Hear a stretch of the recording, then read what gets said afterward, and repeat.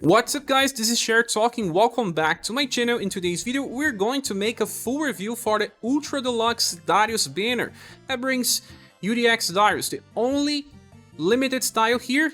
He is a premium unit for X Remembrance battles. He's strong, he gives a chance to heal the party, he's self-sustainable, and also platinum styles of Annie and Guella that will be added into the platinum pool once this banner finishes.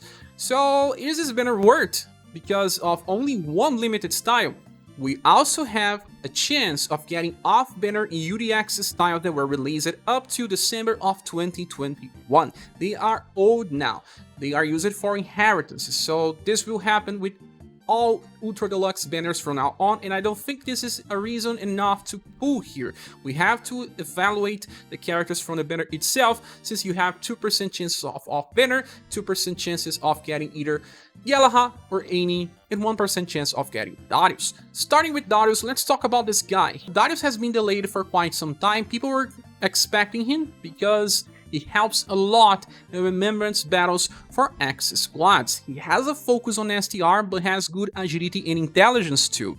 Because he's a debuffer, he needs to go first and needs to have high chances of debuffing, but he suffers from being hybrid. His endurance is pretty bad, his dexterity is low, he may even miss some attacks against hard challenges.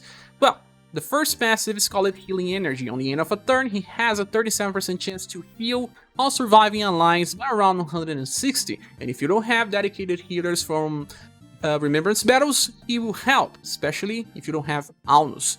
The second passive, Action Switch, has two effects and is one of the best passives in the game because of so many different effects. When attacking with slash attacks, you have 10% boost to your damage. This lasts for 3 turns and you also recovers 2 BP.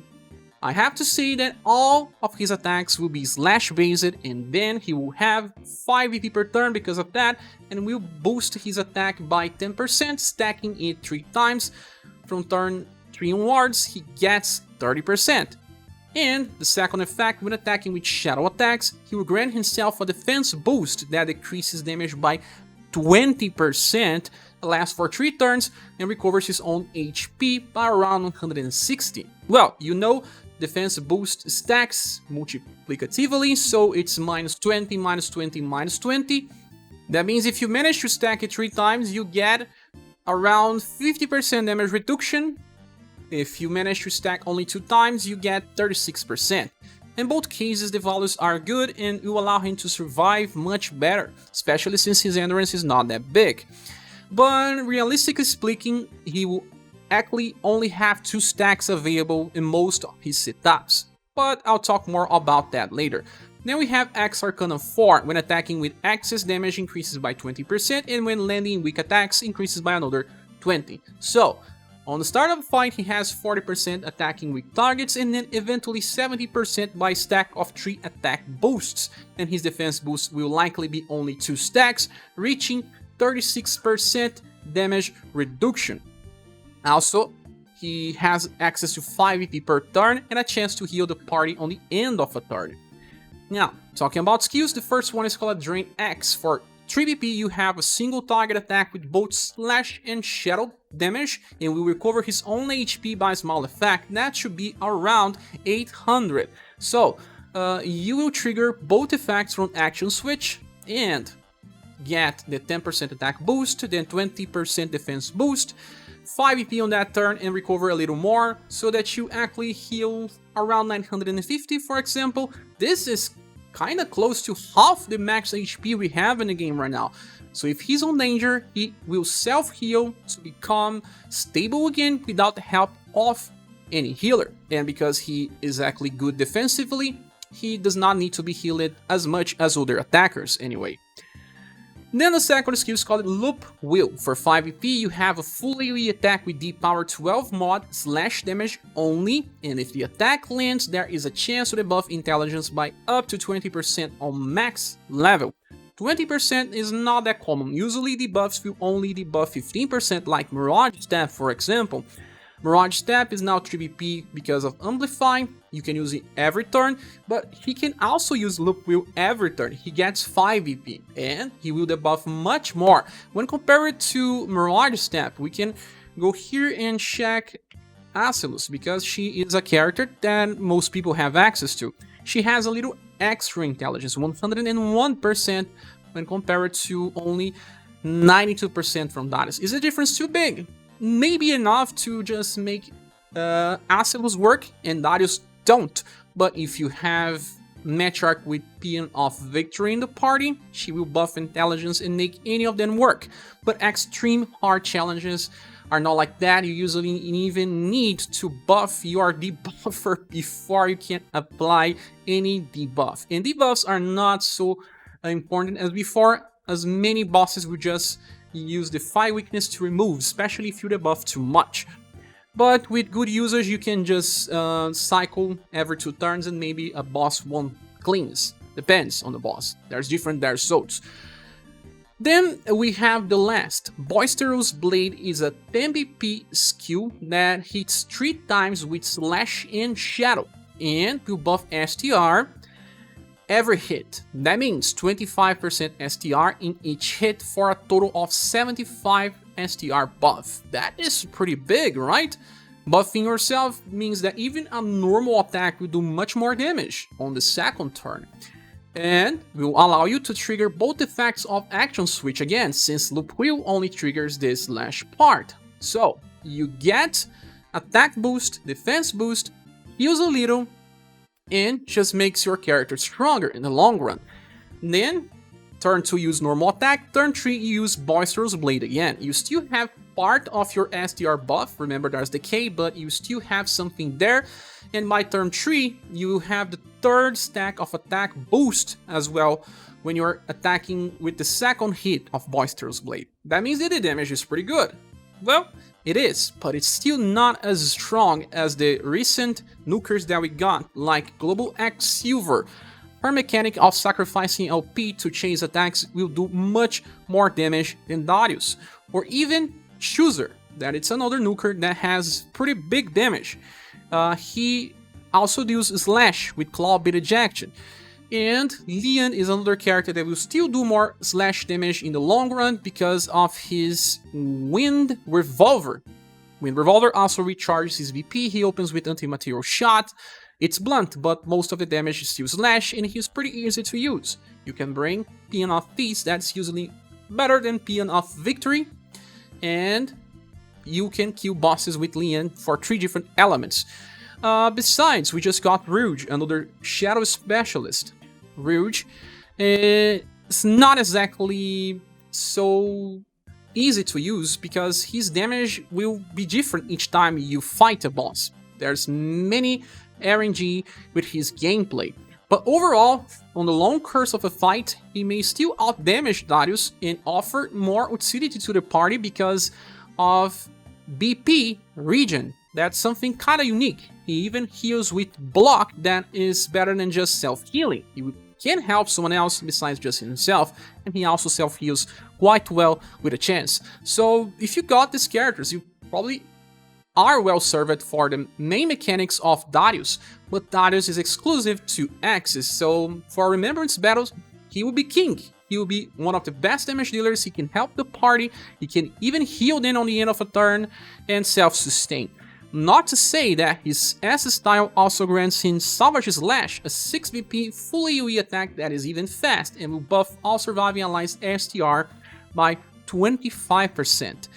It's only slash, so only triggers the first part of his passive, call it Action Switch, but it's still good enough. And you also have Torpe or Nora, they also have access to the same attack, you can use them together or not, but buffing the squad may be better than just going for self-damage. Depends on the situation, if you have many enemies on the battlefield or if there's only one. There's only one, just go with Boisterous Blade, normal attack, Boisterous Blade. This is his main cycle, and Drain X only when you really need to be healed. Loop Wheel will hardly be used unless you really need intelligence debuff for AoE and you don't have anyone that has a better chance. Darius' main mechanic is this, and he gets better in the future. On JP, there is a second style that was released on December that has this attack here called Hard X. It's a 1 BP skill that gives him guard up and a very small heal. That means that he will trigger both parts of his action switch passive. He will heal 2 times for around 300 at least.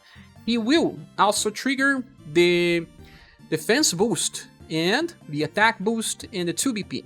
That means that even if that skill is not changing in global and stays with 1 BP, I believe that they may even give it 0 BP, for example, he will change his main cycle of Boisterous Blade for every 3 turns, but that is a good trade-off, because he will always trigger action switch fully. He will be giving 3 attack boosts, 3 defense boosts, healing a lot, and on top of that he will have guard up. So 3 stacks of minus 20% and also minus 12 because of guard up.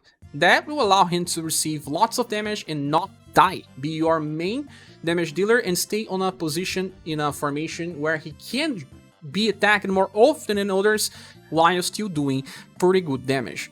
And another thing, Boisterous Blade is strong, but it's not as strong as you think because it hits only 3 times. It will be similar damage to someone like Silver, for example.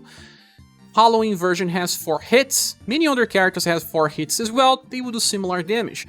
And also someone with a similar mechanic will just outclass him entirely. Mirza has an attack called Left Fork, and New Albert will be able to use Left Fork on turn 1. This attack 5 times and buff STR in each hit, allowing you to do much more damage when farming on turn 1. So you also see Albert in a banner with other premium units that will offer much more value. His utility is more towards Remembrance. I don't think Darius changes the way we approach hard challenges right now in the game.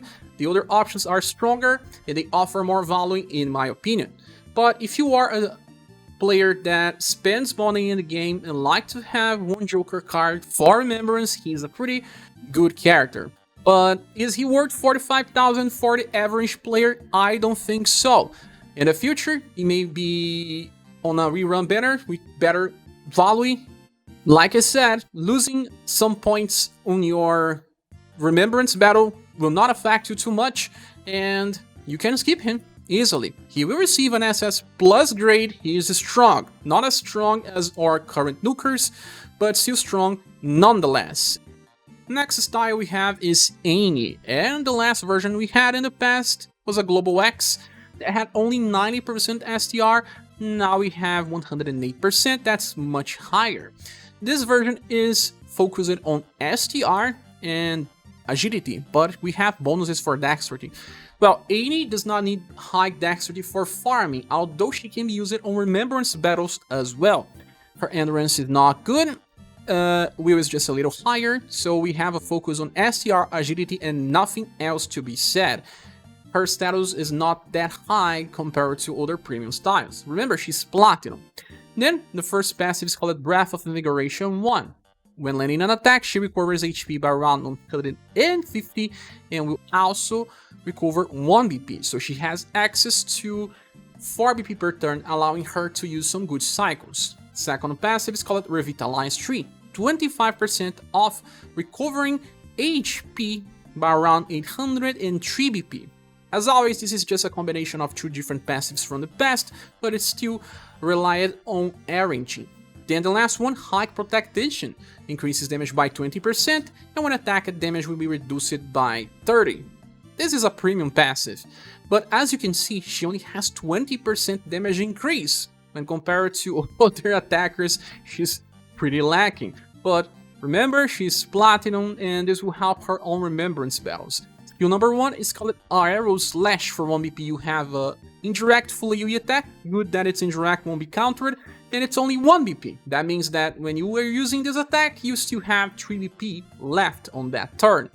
Skill number 2 is called Acceleration Sword. For 8 BP, you have Slash and Pierce damage with double S power. 48 mod means it's on the start, and increases the user STR by up to 25%, So she deals good damage and even buffs herself. On Remembrance, you have a good usage of this, especially on Death Master, since she can stack STR by use of her Global Axe style Gleaming Slash. And then, when you need to use the Acceleration Sword, you just buff yourself again while attacking with 2 different elements. Can be used on farming as well, but she has to skip 1 turn. She opens with Acceleration Sword and then use Acceleration Sword on turn 3. You can use her together with a Platinum style that's pretty popular now. That is Cordelia. I still don't have this Cordelia, but she is useful and deals very good damage for Rose. Crystal Strike is Triple S 59 mod. You can interchange between those 2 characters and farm, bringing 3 trainees in story and events. So the attack is pretty good. Sadly, no version of Annie has plenty of damage passive, so you need a very strong sword to make her damage compensate the lack of strength in the character itself. Then the last attack is Rosario Impale Plus. For 90 BP, you get a Triple S attack with 61 mod that is also critical against Undead and Demon. Well, not many Undead and Demon are actually weak to Slash. Sometimes they are just weak to Pierce, Heat, Sun. So this won't work all the time. It's just a little extra damage. But sadly, this does not work so well on Naoto because she opens with Rosario Impale, will use Aero Slash, and then on turn 3, she only has enough BP for Acceleration Sword, so it's a little strange. The only attack that works on this rotation is Flash Triple Thrust from her first Platinum style. She can open with this, then can use Aero Slash, and then Flash Triple Thrust again. But this is not that strong. One good thing about Aero Slash being so cheap is that it allows her to have 2 different cycles for full AoE damage. Just leave Acceleration Sword on 11 and Rosario Impale on 12. Then, well, you start with Aero Slash on turn 1, and then on turn 2, you attack with Tornado Blade Plus. The good thing is that sometimes you are using someone with, say, as power attack on turn 1, and it's not enough to kill that wave. Then, Tornado Blade Plus is just so strong that will probably kill the second wave by itself. And then, on the third wave, she will still be able to attack with the Aero Slash again, helping out your secondary character deal damage. So this is the first setup. The other one is you open with Mirage Blade Plus. B-Power 22 mod is okay sometimes if you have a companion. She can use Mirage Blade Plus, then switch to Aero Slash, and then use Mirage Blade Plus on the third wave. So 2 different rotations just because Aero Slash is so cheap. There's not much else to say about Annie. She is strong for Death Mass Remembrance if you haven't cleared that one yet, because her Acceleration Sword is pretty strong, she has self-healing capabilities, and won't die so easily. So a very strong character for that specific content, but besides, it's all about helping out on waves that has enemies aligned in a row, or if you can take advantage of Tornado Blade Plus. She is strong for when she works, but it's not a meta character or anything. She'll be receiving an SS- in our tier list. And the last character is Guella, and just like Annie, this is the last style available up to this point on JP. Guella has a focus on STR and agility. He can be used for farming, but nothing besides that point. His endurance is not bad, but it's kind of a waste. Dexterity is terrible, but when farming, dexterity is still okay. But on boss fights, he may miss a lot. And for passives, we have Vivify 6. On the end of a turn, he has 25% chance to recover 6 BP. I hate this type of passive because instead of guaranteeing 1 BP per turn, you have to rely on RNG. Sometimes it can be good, sometimes it can be bad, and it just has 1 effect. Right now, most passives has 2 effects. The second one is Strengthened Attack 2. Attack increases by 15% and start the fight with 12 BP. Fired up 6 give him 45% increased damage on total and starting the fight with 12. Skill 1 is Gale Spear. This is a 3BP AoE attack with Pierce and Slash, not bad per se. Damage is not that big, but it covers 2 elements. Then, and the second attack is a Spinning Trample. For 8 PP, you have a full AoE attack with C-Power 20 mod, Pierce and Blunt damage.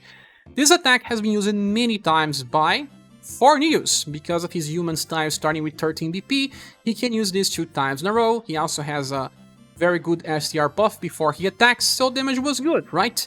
Well, Guella has more damage passives, lacks the STR buff. Will do similar damage in the end, but then he cannot use Spinning Trample again, he only starts with 12.